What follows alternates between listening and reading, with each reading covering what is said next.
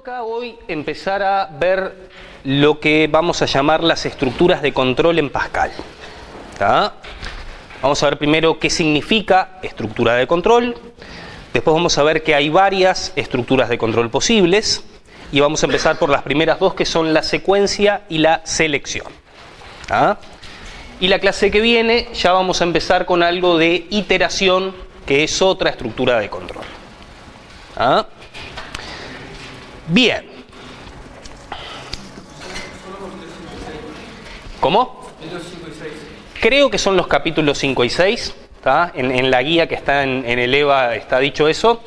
Lo de hoy va a ser práctico 3 y lo del viernes va a ser práctico 4. ¿Tá? Ese es un poquitito el plan para esta semana. Bueno, nosotros hasta ahora hemos escrito programas en los cuales hacíamos uso únicamente de instrucciones simples. ¿Ah? Llamamos instrucciones simples a lo que son las asignaciones y lo que son las llamadas a procedimiento, que de momento los únicos procedimientos que nosotros conocemos son los que nos permiten hacer ¿qué? Recibir y mandar. ¿Recibir de dónde y mandar a dónde? Recibir por teclado, lo que llamamos operación de lectura, y mandar a pantalla, lo que llamamos operación de escritura o de salida. ¿Tá? Entonces, los procedimientos que tenemos disponible para lectura de datos, ¿cuáles son? Read y readline. Y los que tenemos disponibles para salida son el write y el writeline, que estuvimos hablando en detalle de ellos el viernes pasado. ¿Ah? Entonces, hasta ahora, toda instrucción que habíamos incluido en nuestros programas caía en alguna de esas dos categorías. Hoy vamos a empezar a ver lo que vamos a llamar instrucciones compuestas, ¿sí? También llamadas estructuras de control. ¿Tá? Vamos a ver que una instrucción compuesta, ¿sí?, es un tipo de instrucción que se forma a partir de otras instrucciones contenidas en ellas. ¿Tá? Esa es un poquitito la idea fundamental. La primera de ellas va a ser la secuencia, que la vamos a charlar ahora. Luego va a venir la selección, que hay dos tipos posibles de selección, que son el if y el case. Y en la clase del viernes vamos a empezar a hablar de las estructuras de repetición, también llamadas estructuras de iteración, que son tres, pero vamos a empezar con esta, con el for. Y la semana que viene es que vamos a hablar de las otras dos. ¿Tá? El uso de instrucciones compuestas es lo que nos va a permitir a nosotros empezar a escribir programas que realicen tareas más complejas. ¿Ah? Entonces,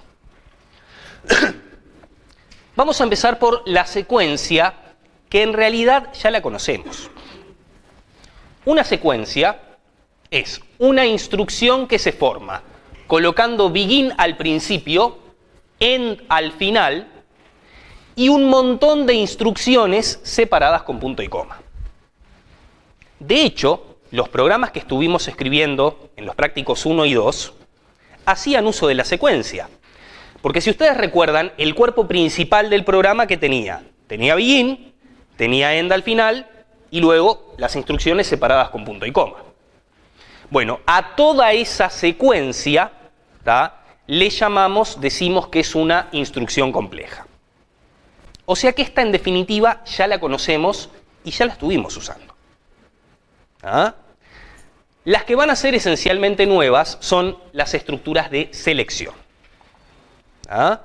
Y como su nombre nos dice, nos van a permitir seleccionar, ¿sí?, es algo así como elegir un curso de acción a seguir, de entre varios posibles.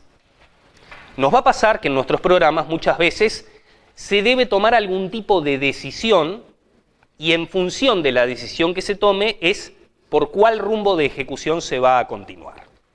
Eso es lo que nos van a permitir las dos estructuras de selección. ¿Ah? Entonces, vamos a empezar con la instrucción if then else. Lo que tenemos acá es un programa en Pascal ¿tá? Tiene un encabezado de programa, tal y como lo conocemos, declara una variable de la manera que conocemos, una variable de tipo integer, ¿tá? Y fíjense el comportamiento. Tenemos begin y tenemos end. Hasta ahí es como siempre. La primera instrucción que tenemos en este programa es una instrucción write que solicita el ingreso de un número. Esa es una instrucción simple. Luego tenemos otra instrucción simple que es la lectura mediante readline, separadas con punto y coma. Hasta acá es lo que ya conocemos. Y acá viene la instrucción nueva, la estructura de selección. Se utiliza la palabra reservada if. ¿Ah? Se coloca lo que vamos a llamar una condición, y una condición vamos a ver que es una expresión de tipo boolean, es decir, una expresión cuyos resultados posibles ¿cuáles son? True o false. ¿Tá? Luego viene la palabra reservada then, ¿sí? Y acá lo que hacemos en caso de que la condición del if dé como verdadera. Si la condición del if es verdadera, se va a ejecutar esta instrucción, ¿tá? Y si la condición del if es falsa, la ejecución viene a este else, que en español sería si no, y se ejecuta esta otra. Entonces, ¿este programa qué hace? Le solicita un número al usuario, el usuario ingresa un número y se hace un chequeo en relación a ese número. Concretamente, pregunta si el número mod 2 es igual a 0. Esto lo estuvimos charlando, ¿qué era mod? ¿El resto de qué división? De la división entera entre 2. Si el resto de dividir el número entre 2 me da 0, eso significa que se trata de un número par. Entonces, lo que está haciendo este programa es mostrar un mensaje de salida indicando que el número ingresado es par. ¿Ah? En otro caso, muestra un mensaje indicando que el número ingresado es impar. ¿Se van a mostrar los dos mensajes? No. Según cuál sea el número, se va a mostrar uno o se va a mostrar otro, pero no ambos. El programa tomó una decisión en función de lo que pasó con esta condición. ¿Está bien? Y así es como funciona el if. Todo el if es una instrucción compleja, compuesta. ¿Tá? Si miramos este programa, podríamos decir que tiene una primera instrucción de salida, una segunda instrucción de entrada y una tercera instrucción que es compuesta. En este caso es una estructura de selección. Y a su vez dentro de esa estructura de selección tenemos una salida u otra salida dependiendo de lo que pase con la condición. ¿Ah? ¿Se entendió este programita? ¿Sí? ¿Preguntas? Bueno, vamos a empezar a formalizar un poco cómo es la semántica del if, es decir, cómo es el comportamiento a nivel general del if. ¿Ah? Entonces, lo que tenemos aquí es el diagrama de sintaxis. Palabra reservada if, se evalúa la expresión que tiene que ser de qué tipo. Booleana, si le pongo una expresión que no es de tipo boolean, el compilador me va a dar un error. Y después viene la palabra reservada then. ¿Tá? A continuación se escribe una instrucción, luego viene la palabra reservada else y a continuación se escribe otra instrucción. ¿Sí? Esto está describiendo la sintaxis. Si se va a ejecutar aquella o se va a ejecutar esta, ¿de qué depende? De qué pase con esta expresión. ¿Está bien? Vamos a ver después que esa instrucción, la que ponemos tanto luego del then como luego del else, puede a su vez ser otra instrucción compuesta. En el ejemplo que acabamos de ver, tanto la instrucción del then como la instrucción del else eran instrucciones simples. Pero a su vez yo puedo poner toda una instrucción compuesta, tanto en el then como en el else, que van a venir ejemplos luego. ¿Tá? Fíjense que este diagrama de sintaxis da la opción de venir al else o de seguir de largo. ¿Qué les parece que quiere decir eso? Exactamente. Vos podés poner if, expresión, si da true, hacer la instrucción que está allá, y no ponerle else. En cuyo caso el comportamiento va a ser, si la condición no se cumple, salgo, no hago nada. Ahora bien, ¿cuándo poner else? ¿Cuándo no poner else? Bueno, ahí la respuesta es, depende del comportamiento que queramos que haga el programa. Van a haber situaciones en las cuales a mí me va a interesar contar con un else, y van a haber programas en los cuales a mí no me va a interesar hacer nada si no se cumple la condición. Eso ya depende de qué, del problema que se pretenda resolver. ¿Ah? ¿Bien? Bien. Acá lo tenemos escrito nuevamente. Y lo que está aquí es el comportamiento que ya estuvimos describiendo. Se evalúa primero la expresión, que tiene que ser booleana. Si da verdadera, se ejecuta la instrucción 1. Y si da falso, se ejecuta la instrucción 2.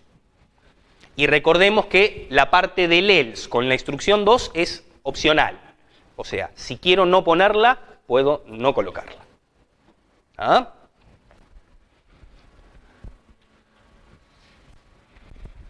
Y acá tenemos justamente esta situación.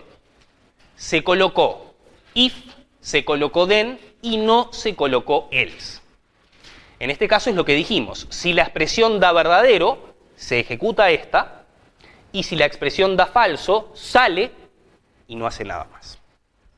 ¿Ah? Nuevamente, dependiendo de qué es lo que queramos resolver, veremos en cada caso si corresponde colocar o no else. Se me ocurre que puedo tener Sí. una expresión a evaluar que puedo tener un abanico tremendo de opciones y no necesariamente dos. Entonces, Bueno, en ese caso, si las opciones son más de 2, ahí va a venir la otra estructura de selección que es el case. El if se reserva cuando vos tenés que decidir entre 2 caminos de ejecución o como mucho 2. ¿Tá? Si son más de 2, vamos a ver que la que corresponde usar es el case. ¿Ok? ¿El resto? ¿Sí? Bueno. Acá tenemos un ejemplo donde tanto la estructura que colocamos a continuación del then como la que colocamos a continuación del else son compuestas. Son secuencias. Y como toda secuencia, debe estar encerrada entre qué y qué. Entre begin y end. ¿Ah? Resulta que en este caso, si efectivamente se cumple que i es mayor que 0, yo quiero ejecutar 2 instrucciones, no una sola. Entonces esas 2 instrucciones las encierro en una instrucción compuesta que es una secuencia encerrada por begin end. ¿Ah? Lo que voy a hacer, si i es mayor que 0, va a ser entrar al begin, ejecutar esta asignación y ejecutar este mensaje. Fíjense que si yo me concentro en lo que está dentro de begin end, esto cumple con la sintaxis de la secuencia. ¿Tá? Y es el mecanismo del que yo dispongo para, entre comillas, poder hacer más de una cosa cuando se cumple la condición. ¿Tá? Sí. ¿Es necesario poner begin y end también afuera de eso? Es necesario poner este begin y este end por el hecho de que lo que tiene que ir luego del then tiene que ser una instrucción. Si es una instrucción simple, la pones directo. Si es una instrucción compuesta, en este caso, en este ejemplo puntual, es una secuencia. Y de acuerdo a la sintaxis de la secuencia que vimos antes, toda secuencia se encierra entre begin y end. Esa expresión es cero, ¿no? If acá. ¿Sí? También tiene que estar encerrado en un... Todo esto, ponele que está encerrado en el begin end de todo el programa. ¿Está bien? O sea, no es necesario un begin antes del if y otro end luego de este end. No. No es necesario. Excepto por el begin y el end propios de todo el programa. ¿Iba por ahí? ¿Sí? Else, y otra vez begin end con 2 instrucciones adentro. En este ejemplo puntual quisimos hacer 2 instrucciones si se cumple la condición y otras 2 instrucciones si no se cumple la condición. ¿Se va entendiendo? O sea que, hasta el momento, si yo quiero hacer más de una cosa, tanto a continuación del then como a continuación del else, debo poner una secuencia con begin, end y las instrucciones que haya dentro. ¿Tá?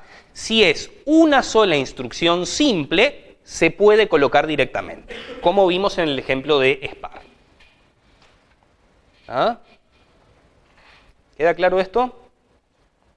¿Sí? Bien, o sea que acá tenemos una estructura de selección simple que está anidando estructuras de secuencia.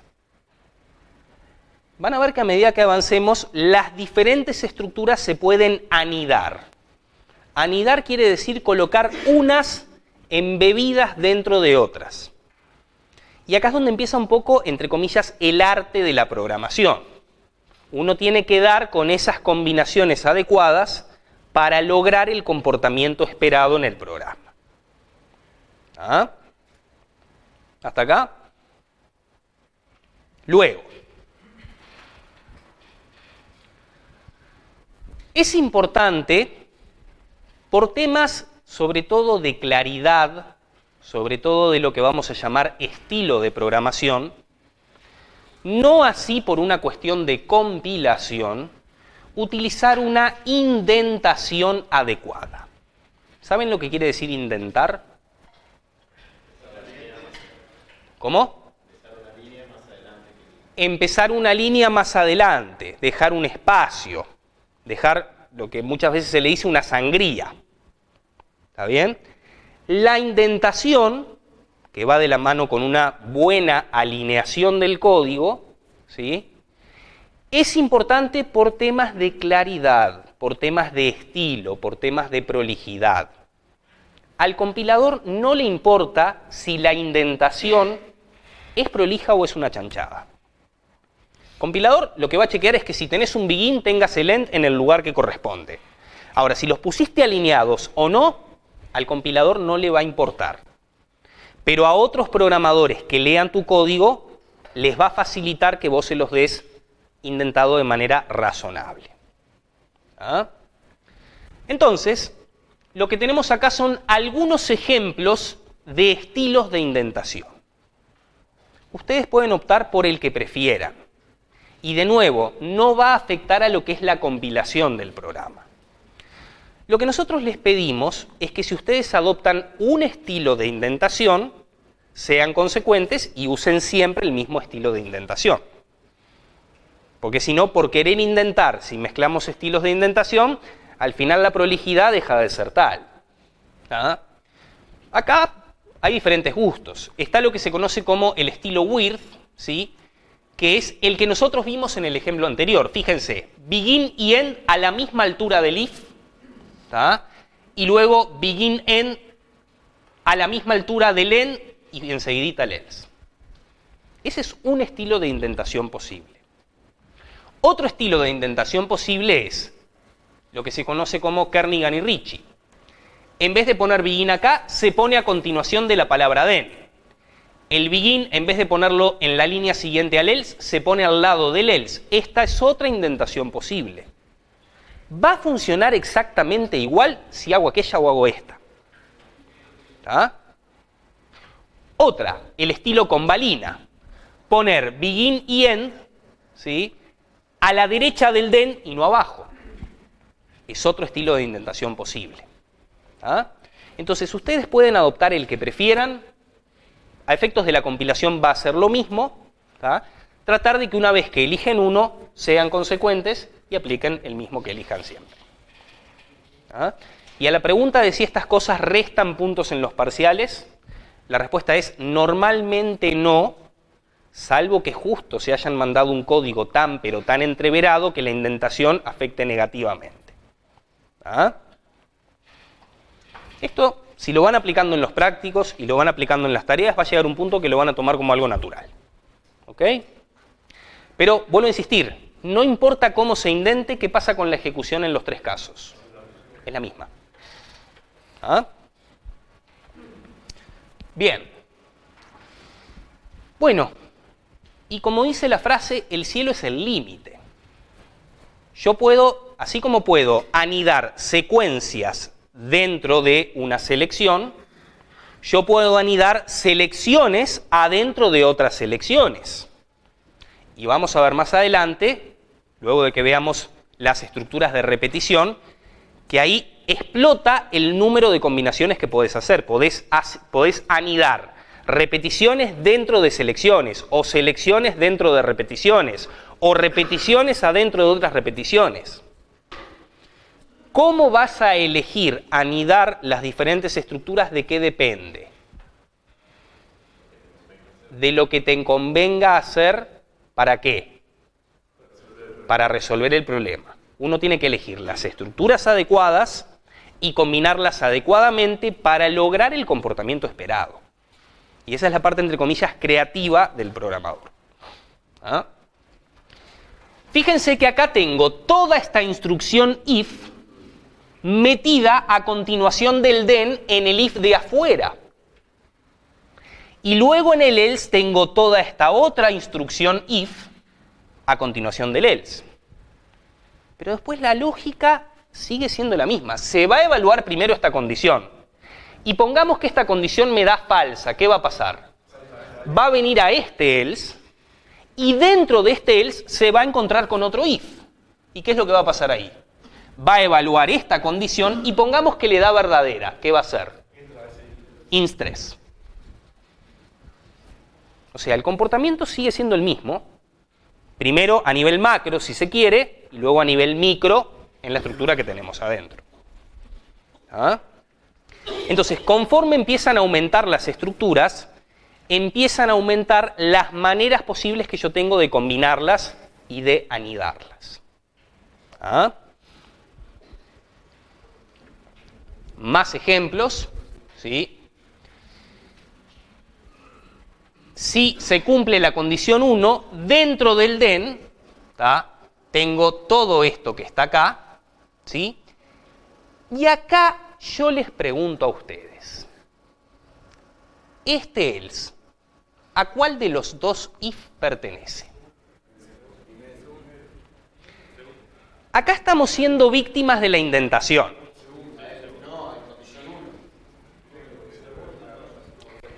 Si yo me guío por la indentación, ¿qué parecería ser? Parecería ser que este else corresponde a este if. ¿Ah? Pero en realidad corresponde al if más cercano a él. Acá somos víctimas de una indentación poco feliz. La instrucción anterior se interpreta de esta manera. O sea, si lo hubiéramos escrito así, tendríamos el mismo comportamiento que aquello. Pero si quisieras que el segundo if no tuviera else. Si quisieras que el segundo if no tuviera else, tendrías que meter un begin acá y un end acá. Cosa de obligar a que eso quede bajo el alcance del primer then. Entonces, ¿cuál es la moraleja de esto? No se guíen solo por la indentación. Si justo estamos en presencia de un programa que tiene una indentación que por ahí es un poquito confusa, podemos pensar al leer el código que el comportamiento va a ser uno, cuando en realidad el comportamiento va a ser otro. Este else, por más que a la vista parezca alineado con el if de arriba, en realidad corresponde al segundo if. ¿Y el primer if tiene else? No. El primero es un if sin else. Porque de nuevo, el else corresponde al if más cercano que tiene a él. ¿Ah? Creo que acá queda más claro. ¿Sí?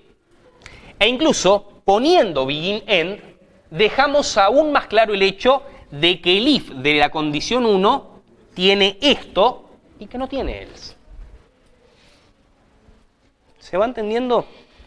Así que ustedes tienen que hacer un uso adecuado, ¿tá? No solamente de la indentación, sino además colocar begin end donde corresponda para asegurarse que la anidación de las estructuras se produzca como nosotros queremos y no como nos engañe la vista. ¿Ok? ¿Sí? Bueno.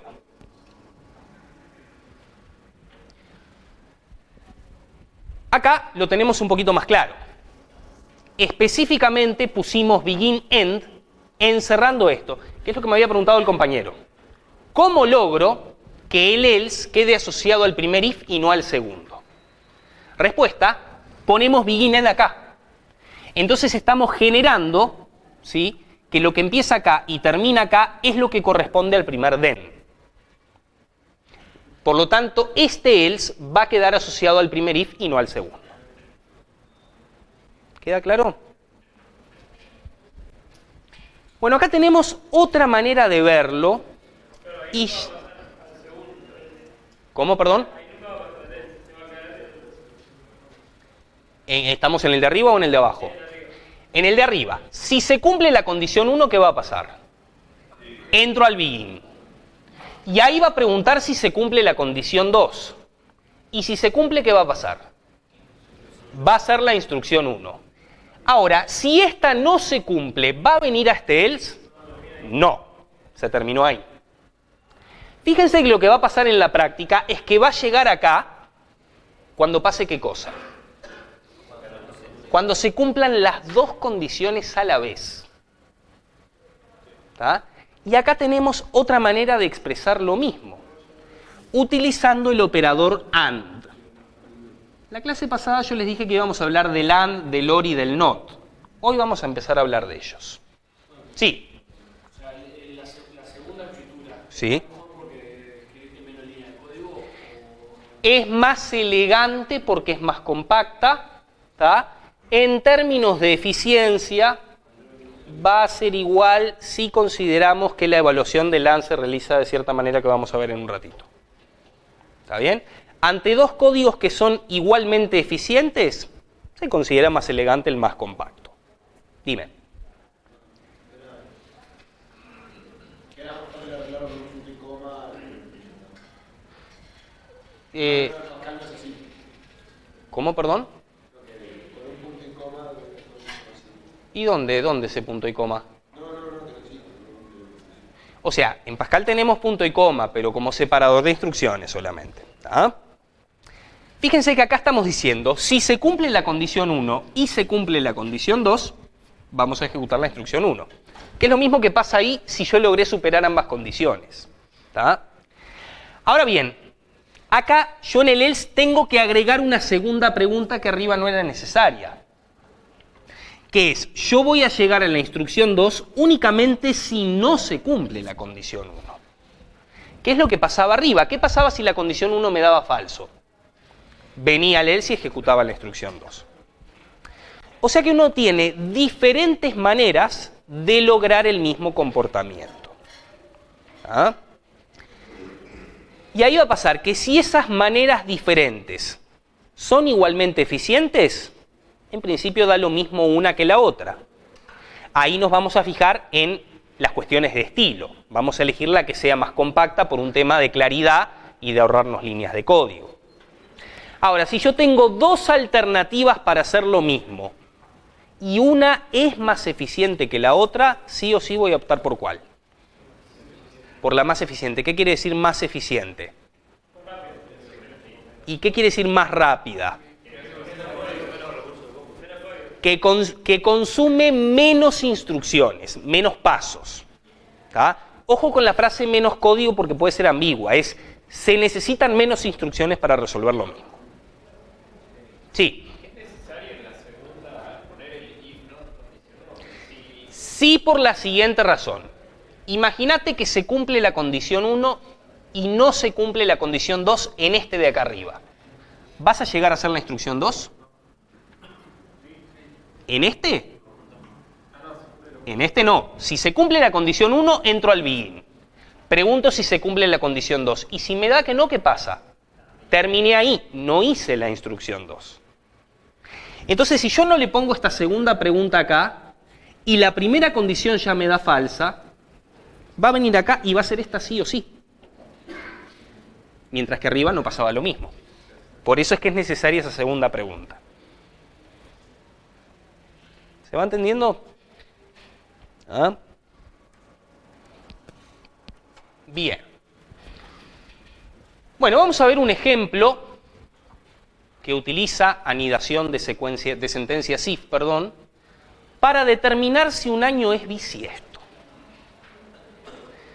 Vamos a usar la siguiente definición de año bisiesto. ¿Ah? Decimos que un año es bisiesto si cumple alguna de las siguientes condiciones. Tiene que ser múltiplo de 4 sin ser múltiplo de 100. O bien, tiene que ser múltiplo de 400. Si cumple esta o cumple esta otra, ya alcanza para decir que el año es bisiesto. ¿Ah? Por ejemplo, 1900, 1999, 2003 no son años bisiestos. ¿Ah? Sin embargo, estos que están acá sí son años bisiestos. Y los que son años bisiestos es porque cumplen o bien todo esto o bien esto otro. Bueno, esto lo podemos programar utilizando if. ¿Ah?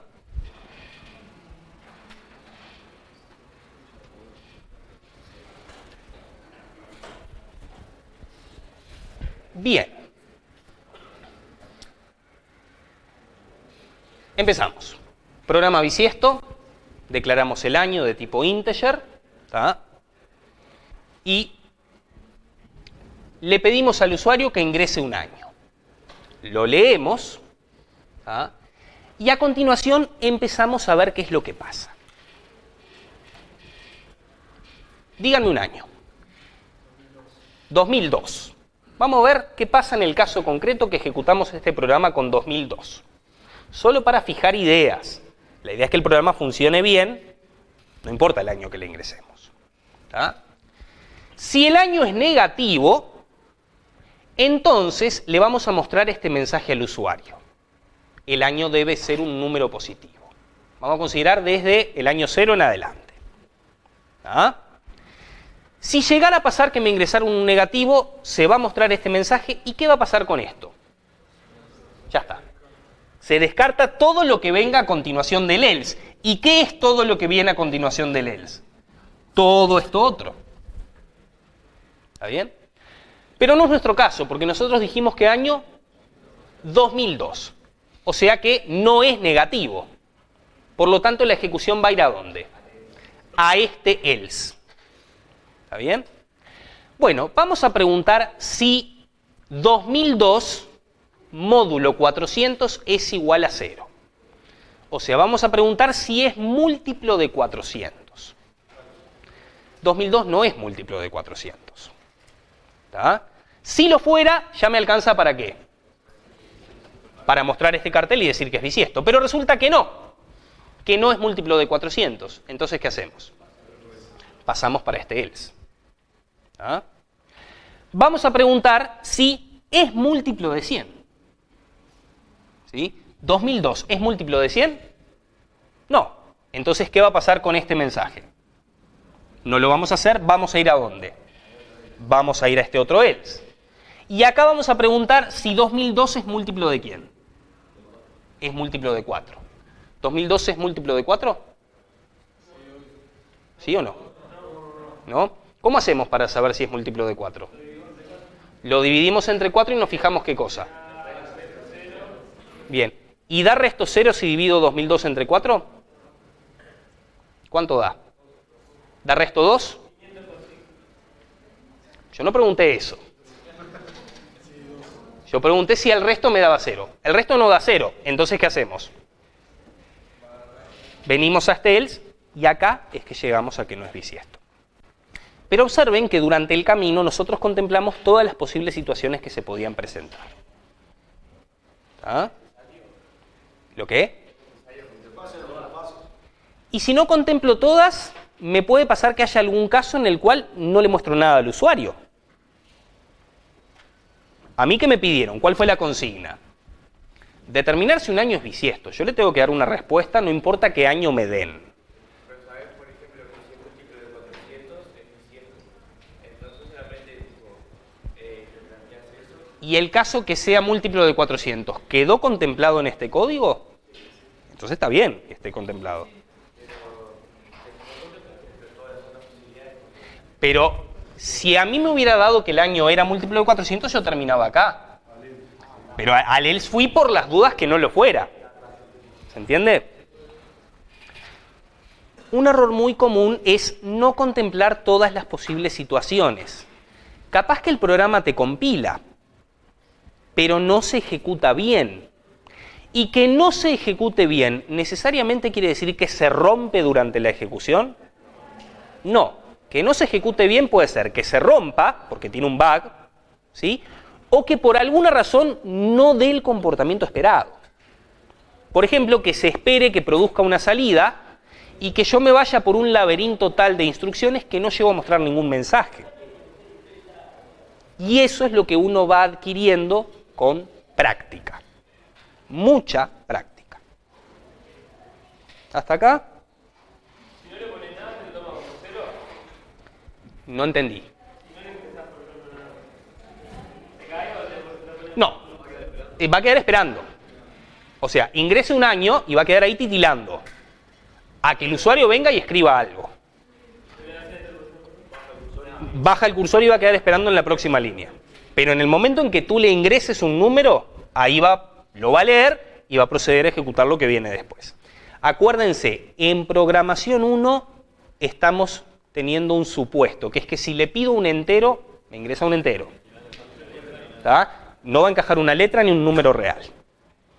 Ese es un supuesto que, salvo que digamos otra cosa para algún ejercicio puntual, vale para todo el curso de programación 1. ¿Ah? ¿Hasta acá? Bien. Bueno, vamos a empezar a ver un poco qué tipo de operadores pueden participar de las diferentes condiciones, de las expresiones booleanas. Por ejemplo, tenemos los operadores relacionales que sirven para comparar valores de tipo simples. Yo puedo comparar enteros entre sí, o puedo comparar caracteres entre sí, o puedo comparar reales entre sí. ¿Tá? Entonces, yo puedo preguntar a ver si dos operandos son iguales, es decir, si tienen el mismo valor, o si son distintos. Este menor con un mayor pegadito en Pascal significa distinto, o sea, si tienen distinto valor, o si el primero es menor que el segundo, o mayor, o menor o igual, o mayor o igual. Cualquiera de estos se conocen como operadores relacionales. ¿Ah? Que de hecho ya estuvimos haciendo uso de ellos en los ejemplos que estuvimos pasando. Pero también aparecen los operadores lógicos, el AND, el OR y el NOT. ¿Ah? Y en esta tablita estamos resumiendo cómo es lo que se llama la semántica de esos operadores, o sea, cómo se comportan. ¿Ah? Entonces, imaginemos que A vale true y que B vale true. AND aplicado a A y a B también me va a dar true. Es decir, si ambas condiciones son verdaderas, el AND también es verdadero. Y de hecho es el único caso en el cual el AND es verdadero. Para que sea verdadero un AND, tiene que pasar que ambas partes sean verdaderas. Donde cualquiera de ellas o ambas sean falsas, el resultado del AND es false. ¿Sí? Una manera fácil de acordárselo es únicamente da true cuando ambos son true. ¿Está bien? El OR lo podemos pensar de alguna manera un poco complementaria en algún sentido. El único caso en que da false es cuando ambas partes son falsas. Al OR le alcanza con que una de las dos partes sea verdadera o que ambas partes sean verdaderas. En cualquiera de esos casos da true. ¿Ah? Fíjense que en estos tres, acá ambos son true, acá solo A, acá solo B, sin embargo en los tres el resultado fue true. O sea que la manera de acordarse del OR es da falso únicamente cuando ambas partes son falsas. ¿Ah? Y por último tenemos not A, la negación de una expresión booleana, lo que hace es invierte su valor. O sea, si es true y la niego me queda false, y si es false y la niego me queda true. Cualquiera de los tres operadores lógicos se pueden utilizar también a la hora de construir expresiones booleanas. ¿Ah? ¿Quedan claros estos? Vamos a ver después que estos van a aparecer no solamente en las condiciones de los if, sino también en las condiciones de las estructuras repetitivas while y repeat. ¿Ah? Bueno.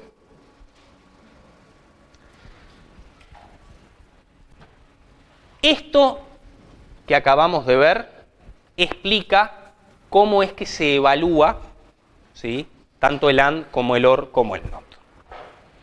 Y acá vamos a hacer una distinción entre lo que se conoce como el Pascal estándar y el Free Pascal.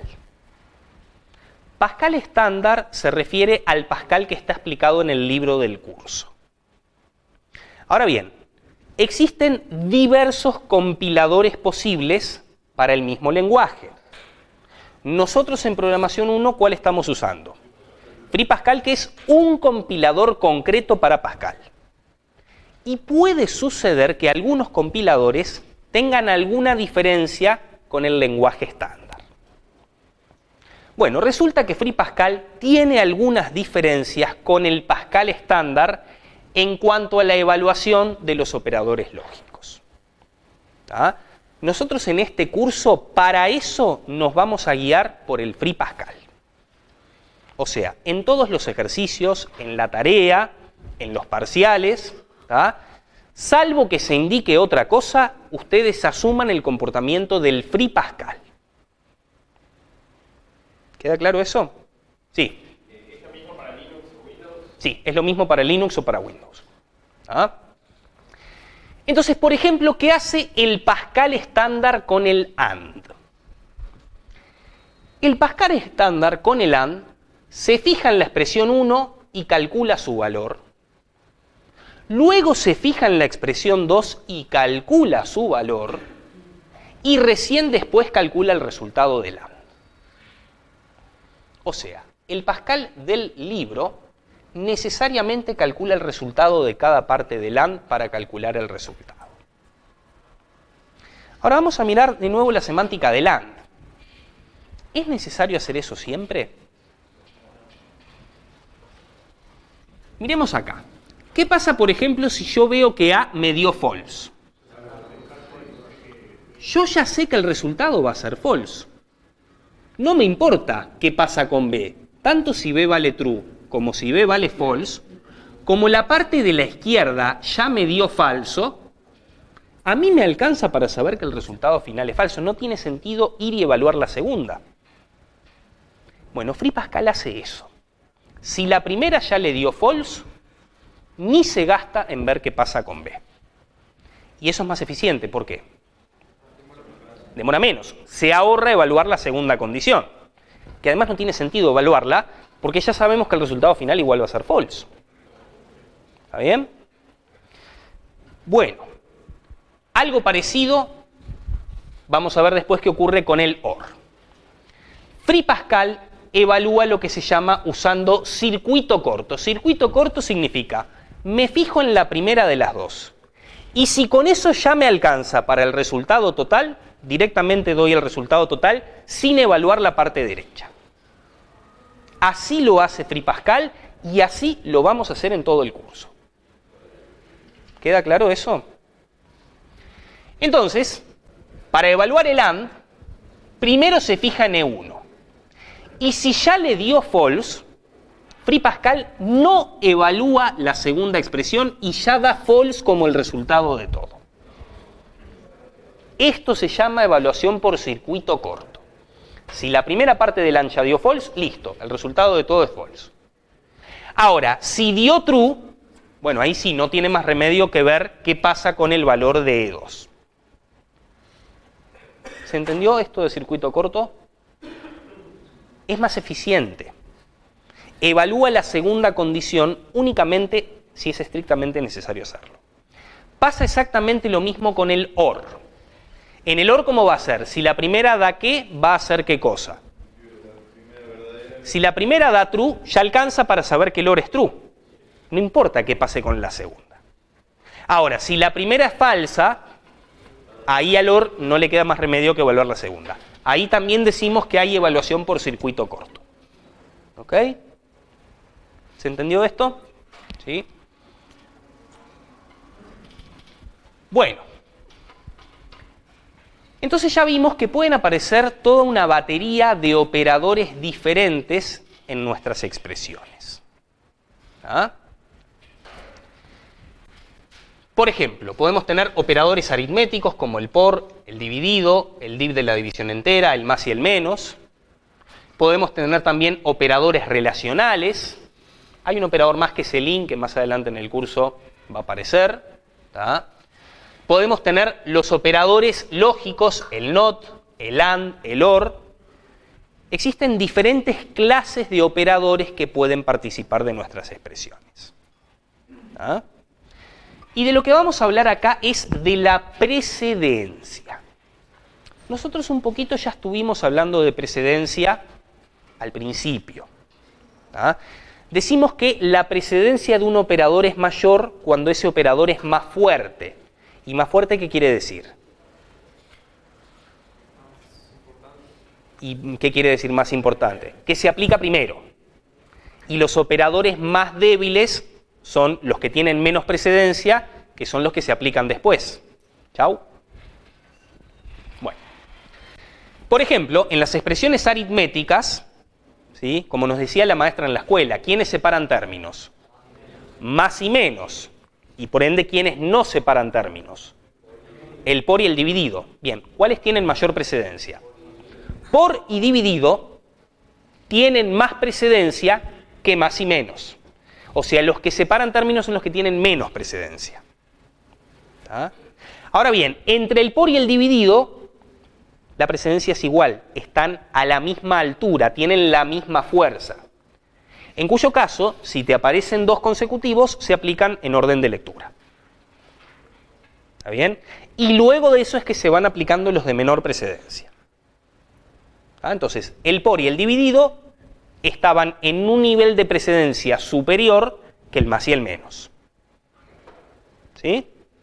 Bueno, esto que tenemos acá es una generalización de eso a todos los operadores. Esto se lee, de la siguiente manera. Los más fuertes de todos, es decir, ponele que a vos te dan una expresión que no tiene ningún paréntesis. Vos ahí te vas a guiar por las precedencias.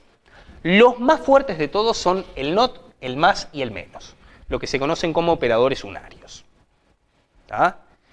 Luego, los siguientes en fuerza son los que se conocen como los multiplicativos, por, dividido, div, mod y el and. En un tercer nivel de fuerza están los aditivos, el más, el menos y el or. ¿Cómo diferencias un más unario y un más aditivo? Dependiendo de si el más lo pones entre medio de dos operandos o adelante de uno solo. Con eso ya queda claro. ¿Ah? Y los últimos orejones del tarro son los relacionales, son los más débiles de todos. ¿Ah? Bien, vamos a ver. Sí. El más y el menos unario y el aditivo no me cuenta cómo diferenciarlos. Por ejemplo, vengo para acá. Si yo te pongo esto, este menos es la resta, es binario, porque está entre medio de dos operandos. Ahora, si yo escribo directamente menos 1, lo estoy aplicando adelante de un único operando, es el unario. Tan simple como eso. Es igual que en la aritmética habitual, ¿no? Cuando ustedes trabajaban con los números enteros, si le pones menos un número, se entiende que es el operador que te marca que te queda un número negativo. Y si se lo pones entre dos, es el operador de resta. Funciona exactamente igual en Pascal. ¿Bien? Bueno, vamos a ver un poquito estos operadores en acción. ¿Tá? A ver, mirando acá. Quiero que me digan cuál sería el que se aplica primero. El not es el más fuerte de todo. O sea que si yo le pusiera paréntesis a esto, ¿dónde irían? not P entre paréntesis es lo primero que se evalúa.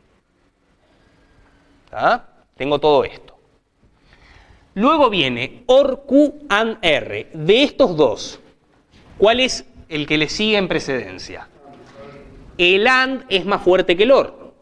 O sea que la segunda subexpresión va a ser Q, AND, R. Todo esto. Y recién al final es que se va a evaluar el OR. Con todo esto y todo esto. Yo siempre digo, si ustedes tienen duda, pongan paréntesis. Porque con el paréntesis vos estás indicando cómo querés la precedencia. Ahora, si vos no le pones paréntesis, la evaluación se va a hacer aplicando las reglas de precedencia. ¿Tá? Y es lo que teníamos ahí.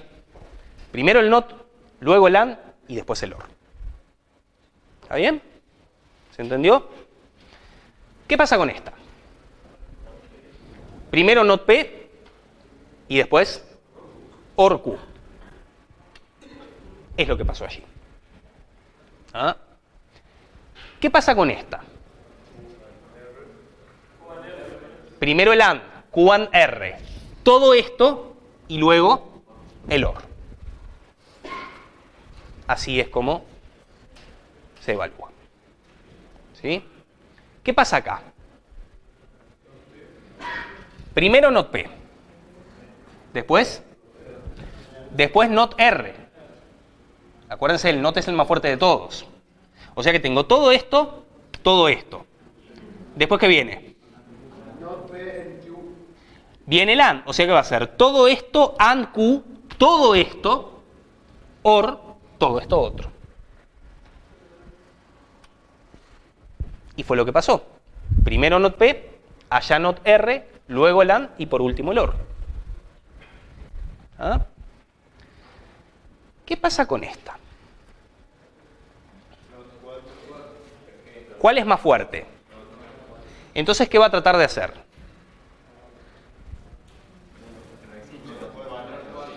Va a tratar de hacer NOT 4. ¿Y qué va a pasar con NOT 4? No tiene sentido. NOT es un operador lógico que se puede aplicar únicamente a algo de tipo Boolean, pero acá se está queriendo aplicar a un 4. Hay un problema de tipos. El problema de tipos lo detecta la compilación o la ejecución. La compilación. Esto va a producir error y va a ser error de compilación. Sí, exacto. Si yo quisiera, tendría que poner paréntesis acá. NOT 4 mayor que 5. O sea, fuerzo que primero se evalúe el mayor entre 4 y 5 y el resultado de eso va a ser algo booleano. Y a eso sí se le puede aplicar el NOT. ¿Ah? ¿Qué pasa acá? ¿Cuál es más fuerte? Tengo menor, tengo AND y tengo menor de vuelta. El AND es más fuerte. O sea que va a tratar de aplicarlo a ¿quiénes? A NUM y a NUM. ¿Pero qué pasa con NUM?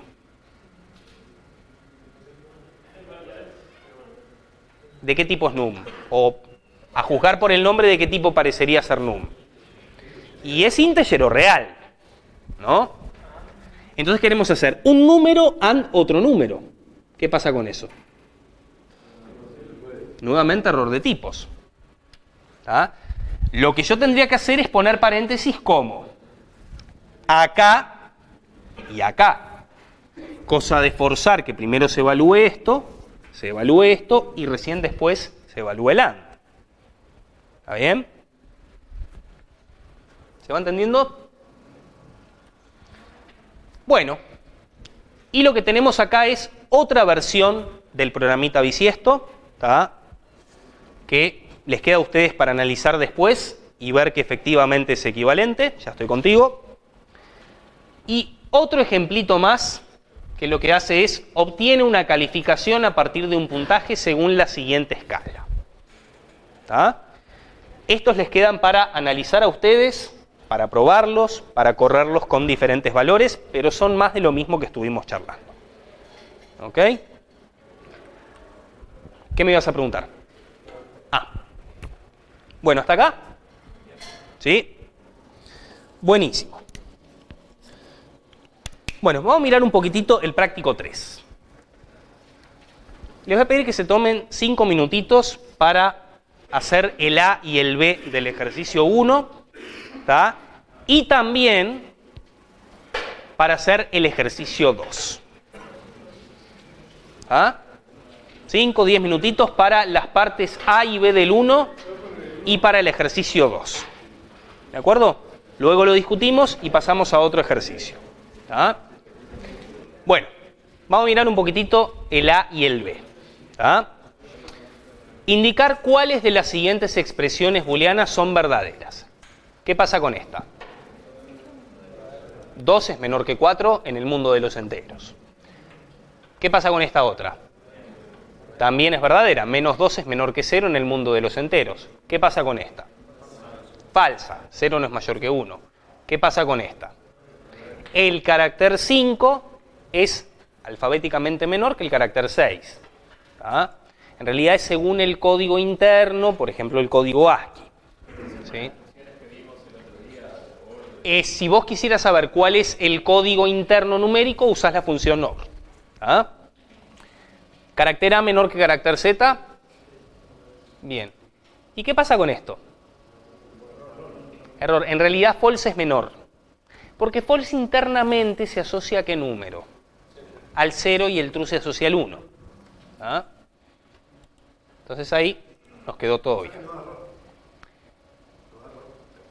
No, la comparación te va a dar falsa. Error no. De la misma manera que la de arriba te va a dar falsa. ¿Ah? ¿Lo qué? Si el signo estuviera al revés sería true. Si el signo estuviera al revés sería true, exactamente. ¿Quedó claro? Bueno, el B. B es menor que D en el mundo de los caracteres. La parte izquierda dio true. ¿Tá? Es necesario evaluar la parte derecha. 0 es menor que 1. ¿Cuál es el resultado de todo esto? True, o sea que vamos a tildarla. 5 es menor que 1. No, en el mundo de los enteros no. ¿Qué dio la parte izquierda? ¿Es necesario evaluar la parte derecha? Sí. ¿0 es mayor a menos 1? O sea que lo de la derecha queda. Por lo tanto el OR da true. Lo tildamos. ¿El carácter C es mayor o igual a F? No. Si alfabéticamente está antes es menor. Así que no, esto dio false. ¿Es necesario evaluar el otro? Sí. ¿El carácter C es menor o igual que sí mismo? Sí. Por lo tanto, la parte derecha, ¿cuánto da? Por lo tanto, todo esto da true. Acá, el not se aplica a esto. ¿Es cierto que 2 es igual a 2? Si lo niego, ¿qué pasa? Entonces, la parte izquierda del AND quedó en false. ¿Qué pasa con el AND? Ya es false, circuito corto. Ni me gasto en ver qué pasa con la parte derecha. Si la parte izquierda me dio falso, ya está. O sea que todo esto dio falso. O debería. Y efectivamente es así. ¿Está bien? Vamos a verificar algunas del ejercicio 2. ¿Tá? Indicar el valor de las siguientes expresiones, suponiendo que x vale 0, según el tipo de evaluación utilizada. O sea, si hacemos como hace Free Pascal, que es con circuito corto, o si hacemos como hace Pascal estándar, que es con circuito completo. O sea, evaluando siempre las dos partes. ¿Ah? Los resultados posibles pueden ser true, false o error. ¿Ah? Entonces, vamos a ver qué pasa con la primera, suponiendo circuito corto. ¿Sí? ¿Se cumple que x es distinto de 0? No, no se cumple. Entonces, ¿qué pasa con esto? Ya dio false. Y en la evaluación por circuito corto, si la parte izquierda dio false, ¿qué pasa? Directamente el AND da false. Ni siquiera se evalúa la parte derecha. O sea que en evaluación por circuito corto, esto da false. ¿Ah? ¿Qué pasa en evaluación por circuito completo? Si bien ya sabemos que esto dio false, va a querer evaluar la parte derecha. Ahora, ¿qué pasa concretamente acá? A mí me dicen que la x vale 0, o sea que se va a intentar hacer una división entre 0. ¿Y eso qué es? ¿Error de qué tipo? Error en tiempo de ejecución, que no es lo mismo que un error de tipos. ¿El error de tipos en qué momento ocurre? En la compilación. Esto es un error de ejecución. Sintácticamente está correcto, el programa se rompe al ejecutarlo. ¿Ah? O sea que en este caso el resultado debería ser error. ¿Está bien? Vamos a ver la segunda. ¿Qué pasa acá? La primera da verdadero. ¿Está? Con lo cual, ¿en circuito corto es necesario seguir evaluando? Sí, no hay más remedio. Y en circuito completo también va a evaluar del lado derecho. ¿Y qué va a pasar de vuelta? Y bueno, como x vale 0, nuevamente va a estar dividiendo entre 0. Entonces acá ambas evaluaciones, tanto por circuito corto como por circuito completo, ¿qué le va a pasar a las dos? Las dos van a producir error en tiempo de ejecución. ¿Ah? ¿Hasta acá? La tercera. Evaluamos primero esta y la x vale 0. ¿Qué va a pasar? Ya se rompe al evaluar la expresión izquierda. No importa si luego intentase evaluar la expresión derecha o no, el error en tiempo de ejecución ya se va a ocurrir durante la evaluación de la primera de ellas. Porque a mí me dicen que la x vale 0 y ahí está dividiendo entre 0. O sea que acá en ambos casos se produce error. ¿Está bien? ¿Qué pasa con esta? ¿X es distinto de 0? False, porque x es igual a 0. Como dio false la parte izquierda del OR, ¿va a tratar de hacer la parte derecha? Sí. Y nuevamente, ¿qué pasa? División entre 0, esto va a dar error en la evaluación por circuito corto. ¿Y por circuito completo? También. En las dos igual. ¿Ah? ¿X es igual a 0? O sea que esto ya dio true. True en un OR, ¿qué pasa en la evaluación por circuito corto? No va a ser la segunda, esto va a dar true. Por circuito completo, ¿qué pasa? Error porque nuevamente va a querer dividir entre 0. Recuerden que la letra me dice que la x vale 0. O sea que acá tenemos error. Y bueno, ¿y qué pasa acá? Pasa lo mismo que pasaba en esta de acá arriba. Estamos dividiendo entre 0 en la expresión de la izquierda. Con lo cual, esto ya produce un error tanto en la evaluación por circuito corto como por circuito completo. ¿Ok? Free Pascal aplica esta, la evaluación por circuito corto. El penúltimo en Free Pascal no se rompe. No. Podés aprovecharte de las bondades de la evaluación por circuito corto. No porque nos alineamos a lo que hace Free Pascal. Sí. Se puede poner cualquier cosa absurda del lado derecho y funciona igual con Free Pascal. En este caso sí. Sí. ¿Ah? ¿Ok? ¿Se va entendiendo esto? Sí. ¿Viste acá por el circuito corto? Sí. En los casos que solamente mirando la expresión de la izquierda, Sí. de la izquierda ya decidís. Sí. El compilador chequea o mira que lo que está. Porque viste que el AND, el OR, siempre trabaja con booleanos. Lo que hace el compilador es, si el operador es un AND, se va a fijar si lo de la izquierda le dio false. Y si ya le dio false, corta, no evalúa la derecha. Si el operador es OR, se va a fijar si lo de la izquierda le dio true. Y si le dio true, ya corta, no va a evaluar lo de la derecha. Pero a nivel de compilación, Sí. va a fijarse que lo de la derecha. La sintaxis a la hora de compilar, sí, va a checar que esté bien escrito. Pero fíjate que todas estas, por ejemplo esta que te da error de ejecución acá, ¿tá? Sintácticamente está bien escrita. Es recién durante la ejecución que se intenta dividir entre 0. Ponele que el valor de x te lo ingresó el usuario por teclado. Al momento de la compilación, el compilador no sabe que en tiempo de ejecución la X va a valer 0. El compilador va a chequear que la expresión esté sintácticamente bien construida. Sí. O sea, lo de la evaluación por circuito largo, por circuito corto, es un tema de tiempo de ejecución, no de tiempo de compilación. Ahora te entendí. ¿Está bien? ¿Hasta acá? Bueno. Bien. Vamos a volver rapidito al teórico. Vamos a mirar un poquitito cómo es la selección múltiple y después vamos a dejar un ejercicio de programación para hacer hasta el final de la clase. ¿Ah?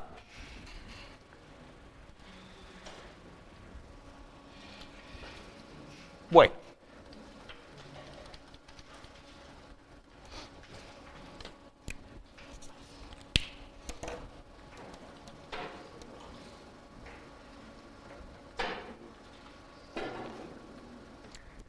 Bueno, selección generalizada. Nosotros vimos la selección simple que se utiliza para definir un rumbo de ejecución de entre cuántos rumbos posibles. 2, o como mucho 2. La selección generalizada yo la voy a utilizar cuando quiera definir entre 3 o más rumbos de ejecución posibles. Vamos a ver que la selección generalizada, que la palabrita va a ser case, también sirve para el caso puntual de 2 alternativas. Y ahí ya entramos nuevamente en cuestiones de estilo y prolijidad de programación. Si yo tengo que definir entre 2 posibles rumbos de ejecución, lo voy a poder hacer tanto con if como con case. Sin embargo, ¿qué es lo más elegante? El if. El case reservarlo únicamente ¿para qué? Para 3 o más alternativas. ¿Ah? Acuérdense, no solamente el programa debe compilar y debe ejecutar, sino que además están las cuestiones de estilo, están las cuestiones de indentación, están las buenas prácticas, las cuestiones de prolijidad que también es importante tener en cuenta. Si ustedes usan case para decidir entre 2 alternativas, va a compilar, va a andar y va a funcionar perfecto. ¿Tá? No es lo más elegante. ¿Ok? La diferencia entre el if y el case no es tan grave. Vamos a ver después que en las estructuras repetitivas la cosa sí es más grave, pero eso viene después. ¿Ah? Bueno, acá tenemos un ejemplo de cómo funciona la instrucción case. ¿Ah? Case se coloca aquí un número, que en este ejemplo lo estamos leyendo por teclado, ¿tá? Y después se pone la palabra reservada off. Y el case funciona de la siguiente manera. Se fija a ver si el número ingresado es el primero. Y si es el primero, va a ser lo que puse a la derecha. Ahora, si no llega a ser el primero, ahí va a bajar al segundo número. Y si es un 1, va a ser lo que está a la derecha. Y si no es un 1, va a probar con el siguiente. Vos imaginate que tenés muchas puertas. ¿Tá? Entonces vos te fijas, a ver, abro la primera puerta, acá está el valor que me pasaron, sí, me quedo acá. No, cierro y pruebo con la segunda puerta. Abro acá y me fijo a ver si ese es el valor, sí, me quedo acá, no, y así continúa. ¿Está bien? Es lo que se conoce como un análisis de casos. Cuando llego al caso que corresponde al número que a mí me dieron, si el usuario ingresó 3, voy a entrar acá y voy a mostrar 3 en letras. Sí. Vamos a ver que puede ser con, no solamente con números, también puede ser con caracteres. Puede ser con lo que más adelante vamos a llamar cualquier tipo ordinal. De momento, caracteres booleanos y enteros. ¿Ah? Porque el booleano es ordinal. ¿Qué es lo más prolijo entre 2 opciones? El if, pero el case te anda. ¿Se entendió cómo funciona esto? Bueno, esto lo podemos hacer más compacto. Vos podés agrupar familias de casos iguales. Entonces, ponele que a vos te ingresan un mes. ¿Tá? En realidad, a este ejemplo, para estar completo, ¿qué le faltó entre la declaración de la variable y el case? Faltó el begin y faltó asignarle un valor válido a la variable mes. Ya sea porque se lo asigné mediante una instrucción de asignación o porque lo leí por teclado. ¿Ah? Esto es simplemente un fragmento de programa. ¿Ah? Entonces acá se evalúa el mes. Y si el mes que viene es cualquiera de todos estos, ¿sí? ¿Qué meses son estos? ¿El mes 1 cuál es? Enero, marzo, mayo, ¿este cuál es? Julio, agosto, octubre y diciembre. Si es cualquiera de ellos, entonces el mensaje que mostró en pantalla es mes de 31 días. ¿No? Cualquiera de esos son los meses de 31. Fíjense que no fue necesario escribir el mismo mensaje en cada uno de estos valores. Vos podés agrupar valores de una misma familia juntos, separados con coma, ¿tá? Y cuando el valor que a vos te viene es cualquiera de estos, entra ahí. Si no es ninguno de estos, entonces se va a fijar en el segundo grupo, en la segunda familia. Bueno, si es abril, junio, septiembre o noviembre, va a decir mes de 30 días. Y si no, si es febrero, va a decir mes de 28 días. ¿Tá? Sí. No. Podés poner una expresión acá, pero acá tiene que ir una enumeración de valores. Si precisás hacer alguna condición del estilo mayor que 0, hacelo con if. Podés anidar if, else, etc. Y es más, no tenés más remedio que hacerlo de esa manera. ¿Tá? ¿Hasta acá? ¿Qué pasa si el mes que viene no es ninguno de estos? ¿Qué creen que va a suceder? ¿Se va a romper o va a salir sin hacer nada? Acá me dicen va a salir sin hacer nada. ¿Por allá?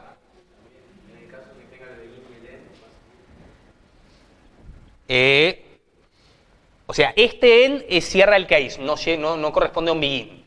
Perdón, eso no lo dije. Este end es el case cierra con un end.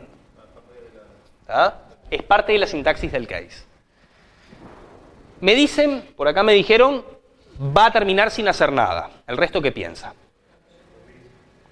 Bueno, ustedes piensan como Free Pascal. Yo también pienso como Free Pascal y está buenísimo que pensemos como Free Pascal. ¿Por qué?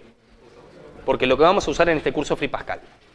Les cuento que Pascal estándar te va a dar error en tiempo de ejecución. O sea, Pascal estándar tú no le podés dejar afuera ningún valor. O sea, si el valor que entró no entra en ninguno, Pascal estándar te va a dar un error en tiempo de ejecución. El Free Pascal, que es el que vamos a usar nosotros, no, directamente va a ser lo que a ustedes les dijo un poco la intuición. Va a salir sin ejecutar nada. ¿Ah? Había una pregunta por allá. Viene ahora, va a haber un else.